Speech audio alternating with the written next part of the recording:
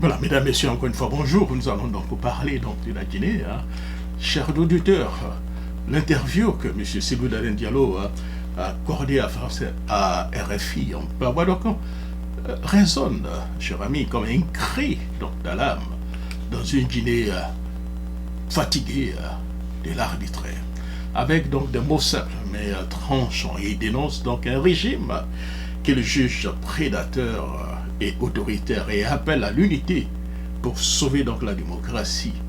Ce n'est pas seulement donc un discours, c'est donc un avertissement, une mise en garde. Sans alternance, la Guinée court à sa perte. Alors, Cellou Dalein Diallo donc face à un régime du colonel Doumbia qu'il a certainement du mal à combattre. Écoutons d'abord l'interview et puis nous revenons donc dans notre décryptage. Cellou Dalein Diallo, bonjour. Bonjour. Le 21 septembre, plus de 6 millions de Guinéens sont appelés à se prononcer par référendum pour ou contre la nouvelle constitution. Est-ce que vous allez appeler à voter oui ou non?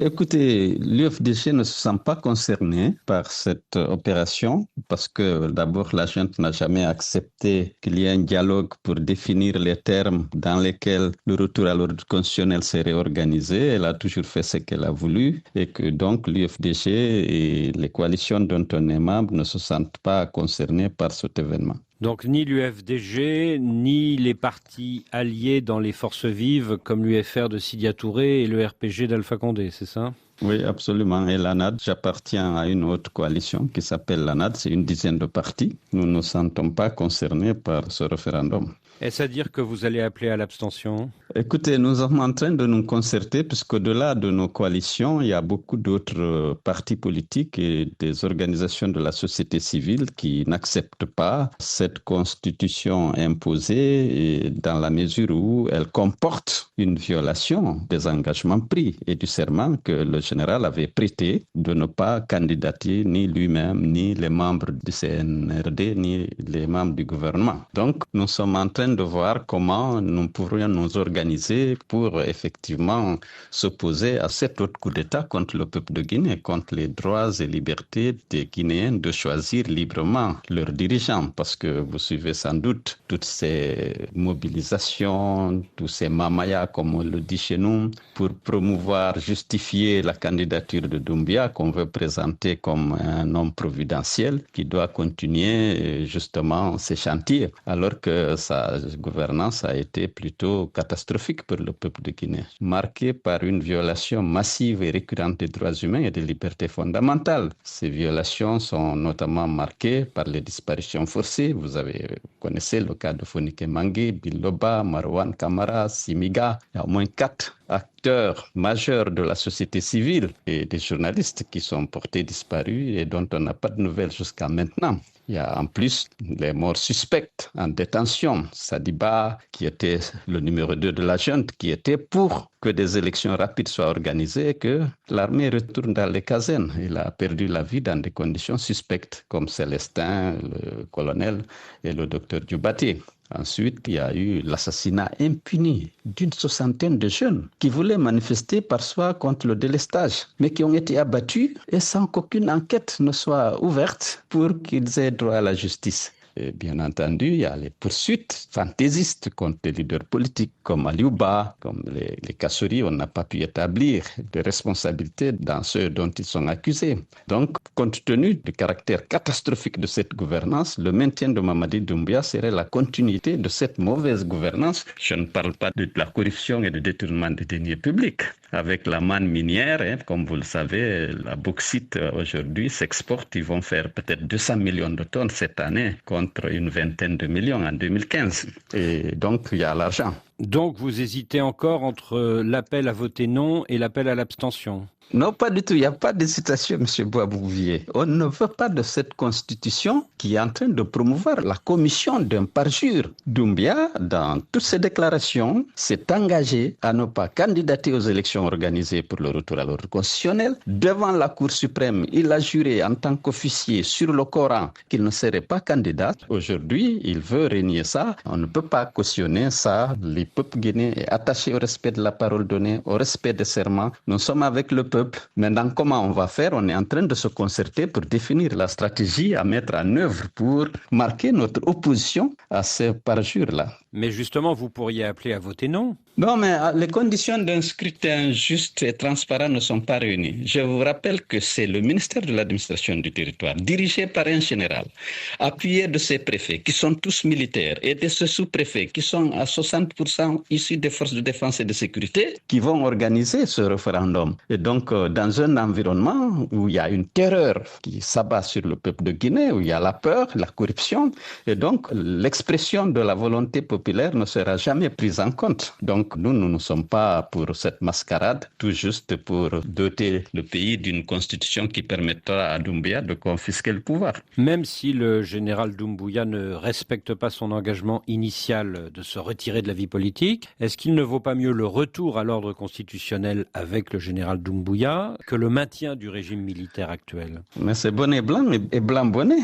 Si Doumbouya se maintient avec la gouvernance que je viens de décrire, ce sera l'entêlement de la démocratie, des droits humains et des libertés fondamentales. Voilà plus de 3 ans, Cellou Dalein Diallo, que vous vivez en exil en Afrique de l'Ouest, notamment parce que vous êtes poursuivi par la justice guinéenne. Et il y a 6 semaines, vous avez tenté de vous faire recenser à Abidjan afin de pouvoir voter au référendum du 21 septembre prochain. Mais cela n'a pas marché. Qu'est-ce qui s'est passé? Alors d'abord, pour les poursuites, la décision de m'exclure du processus a été déjà prise. On cherchait des prétextes. Donc les poursuites judiciaires déclenchées contre moi, c'était trouver le moyen de m'exclure. Parce que tout le monde sait en Guinée que s'il y a des élections avec ma participation, il y a de fortes chances qu'il n'y ait pas de deuxième tour et que je l'emporte le premier. Et maintenant, lorsqu'il a fallu se recenser, je réside depuis plus de 2 ans en Côte d'Ivoire. J'ai tous les papiers qui le prouvent, le certificat de la municipalité dans laquelle je vis. J'ai tous les documents qui étaient requis. L'ambassade a diffusé une circulaire. C'était l'un ou l'autre des documents. Parmi les documents cités, j'en avais tous les 3 que j'ai présentés pour me faire enrôler. Mais on m'a dit non, que des instructions ont été données par les autorités de Conakry de ne pas me recenser. Je suis allé à un bureau, on m'a renvoyé, on a même fermé le bureau de mon arrivée pour plier tout et partir. Et ensuite, je suis venu à l'ambassade où notre bureau de recensement était ouvert. J'ai été reçu par le consul, on m'a dit que les instructions sont fermes sur le Conakry de ne pas me recenser. Et donc, je n'ai pas pu me recenser.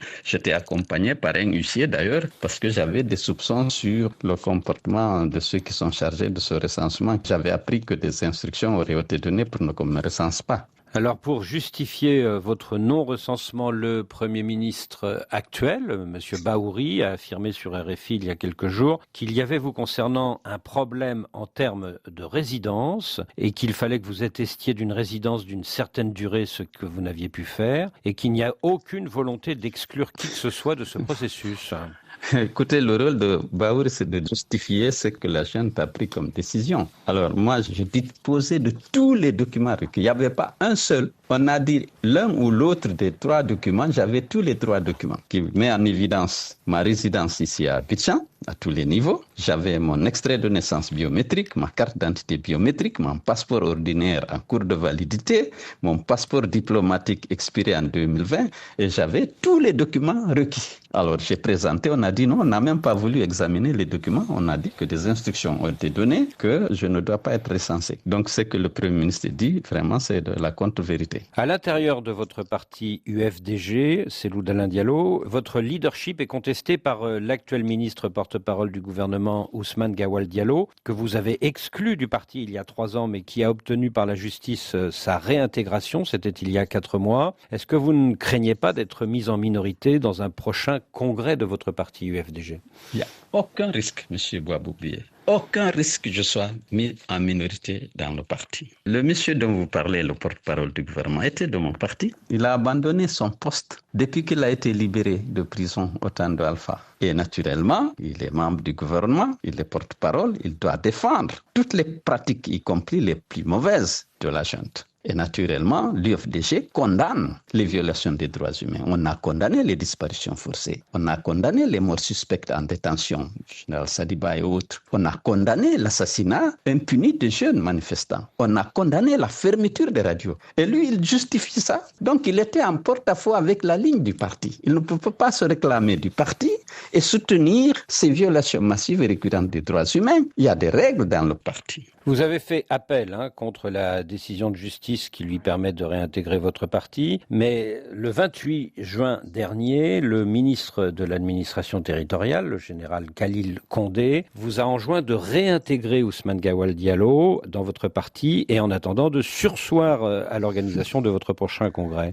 Oui, alors, c'est ça, vous avez les contradictions entre la justice qui est au service de la junte et le ministère de l'administration du territoire qui est un département ministériel. La justice nous autorise à faire notre congrès, le ministre de l'administration du territoire dit non. Or, nous avons fait appel de cette décision qui doit être réexaminée au niveau de la cour d'appel. Mais en attendant, la justice nous autorise à faire notre congrès. Le ministère de l'administration du territoire dit non, hors de question, il ne faut pas faire le congrès. Qu'est-ce qu'il fallait faire? On était embarrassés. Dans la hiérarchie de normes, la décision de justice s'impose sur la décision administrative, mais comme actuellement, on ne veut pas gaspiller nos forces dans des oppositions qui n'ont pas de portée importante, puisqu'il y a beaucoup d'échéances qui nous attendent, on s'est incliné. On a dit, bon, on attend. De toute façon, on n'a pas de problème. La population, les militants du parti sont derrière son leader et derrière la direction nationale. Et aujourd'hui, c'est l'UFDG qui est debout pour dire non. Mais tout de même, Cellou Dalein Diallo, est-ce que votre éloignement du pays depuis plus de 3 ans maintenant, ça ne fragilise pas votre position à la tête du parti? Vous connaissez l'adage, les absents ont toujours tort. Non, ça ne fragilise pas la décision. Aujourd'hui, grâce à la nouvelle technologie de l'information, même tous les samedis, il y a une assemblée générale ordinaire et très souvent, c'est moi qui anime l'assemblée générale. Grâce justement à ce moyen technique, les militants sont très attachés. Il y a une confiance. Certains disent même qu'il y a une affection, mais c'est la confiance qui est importante. Le départ de certains cadres de votre parti qui sont passés du côté du pouvoir, je pense par exemple à Cellou Baldé qui vient de devenir ministre de la Jeunesse, est-ce que ça ne vous inquiète pas quand même? Non, pas du tout. Les gens ont confiance à mon expérience, les gens ont confiance à mes convictions, à mon attachement à ces valeurs, la démocratie, l'état de droit. Oui, mais ça ne me gêne pas. La transhumance existe partout, depuis toujours, en Afrique en particulier. Parfois, évidemment, il y a des gens qui sont pressés et qui veulent avoir des postes ou en tout cas des avantages, qui veulent obtenir des faveurs du pouvoir et qui renoncent au combat et qui y vont. Il n'y a pas de souci, ça arrive. Mais ça ne gêne pas. Les militants sont encore dans le parti aujourd'hui plus motivés qu'hier. Il y a un peu plus d'un an, c'était en juin 2024, sur RFI, vous nous avez dit « Je vais rentrer bientôt à Conakry ». Vous n'êtes toujours pas rentré, pourquoi? Oui, les conditions de mon retour ne sont pas encore réunies. Il y a trop de haine et de harcèlement. Vous voyez tout ce qu'ils font tous les jours pour empêcher la tenue du congrès, pour refuser que je m'enrôle dans le fichier électoral, pour déclencher des poursuites fantaisistes contre moi. Et la junte, vous avez vu ce qui se passe, donc j'attends qu'il y ait moins de passion et de haine, mais dans tous les cas, ma place est là-bas auprès du peuple pour mener le combat contre les dérives qui s'annoncent. Est-ce que vous allez rentrer avant le référendum du 21 septembre? Le référendum, je ne me sens pas concerné par ce référendum. Ce n'est pas une échéance importante pour moi. Évidemment, elle est importante dans la mesure où je sais que les Guinéens vont se mobiliser pour exprimer leur désaccord avec la commission du parjure et la candidature de Doumbouya. Nous sommes en train de nous voir comment on fait. Je n'exclus pas d'y être avant, mais pour l'instant, je ne peux pas vous donner une date précise. Est-ce que vous allez rentrer avant la fin de l'année? Je ne peux pas vous donner une échéance. Alors vous tablez dans votre combat pour une mobilisation de la communauté internationale et notamment de la CEDEAO, les pays environnants. Mais le 18 juin dernier, le général Mamadi Doumbouya a été reçu à Abidjan par le président Ouattara. Jeudi dernier, le Premier ministre Bahouri a participé aux festivités de la Côte d'Ivoire pour l'anniversaire de l'indépendance. C'était à Bouaké. Est-ce que vous ne vous sentez pas de plus en plus isolé? Non, pas du tout. Je pense qu'il y a les relations d'État à État. Bon, la Côte d'Ivoire mène ses politiques, sa diplomatie en fonction peut-être des contraintes auxquelles elle est confrontée. Mais bon, je ne me sens pas isolé dans la lutte que je mène pour la démocratie et l'état de droit. Et je pense que j'ai beaucoup de soutien, d'abord à l'intérieur, mais aussi il y a des forces pro-démocratie à l'extérieur, même si la CEDEAO est en difficulté, il faut l'avouer. Bon, évidemment, parce que l'accord additionnel sur la démocratie et la bonne gouvernance n'est plus appliqué. Donc ceci affecte effectivement la lutte que nous menons, mais c'est une réalité. La CEDEAO, l'Union africaine, la communauté internationale de façon générale n'est plus là aux côtés de ceux qui luttent pour ces valeurs. Et si demain le oui passe au référendum et si après-demain le général Doumbouya se fait élire président, est-ce que vous ne craignez pas d'entrer dans une longue traversée du désert? Je souhaite que cela n'arrive pas, parce que la Guinée s'enfoncerait dans une dictature. Je refuse d'envisager cette hypothèse, connaissant l'attachement de notre peuple, des Guinéens, à la démocratie et aux libertés. Cellou Dalein Diallo, je vous remercie. Alors, chers amis, après avoir donc écouté l'interview, Cellou Dalein Diallo accordé à Christophe Boisbouvier de RFI, on peut dire Cellou face au régime de la junte au pouvoir dirigée par le colonel Mamadi Doumbouya. Dans un premier temps, c'est un réquisitoire sans appel de M. Cellou Dalein Diallo. Cellou Dalein Diallo n'a pas mâché donc ce mot face à un régime qu'il décrit comme autoritaire, corrompu et prédateur. Il lance donc un avertissement. La Guinée ne peut plus donc continuer à être confisquée par une poignée d'hommes au pouvoir. Sa critique n'est pas seulement politique, elle est morale. Il oppose la dignité donc d'un peuple à l'arrogance de dirigeants accrochés donc à leur privilège. En deuxième temps donc de notre analyse, c'est donc l'alternance ou la ruine donc de l'ancien ministre le Martel. Sans cette tellement alternance, pas donc de démocratie. Sans démocratie, pas donc de progrès. Et ça, simple et clair, résonne comme un appel à la résistance. Monsieur Diallo se pose donc un gardien donc des valeurs républicaines en contrepoids donc d'un pouvoir qui, selon lui, s'enferme donc dans la confiscation. Le troisième point de notre analyse donc de l'interview de M. Cellou, c'est donc l'unité aux défaites. Il reconnaît donc le talon d'Achille de l'opposition guinéenne, la division. Alors il hausse le ton, assez donc de querelle, d'ego, assez donc de calcul mesquin. Sans union, dit-il, la victoire sera donc impossible. Son appel prend donc la forme d'un ultimatum lancé aux autres leaders, s'unir ou disparaître.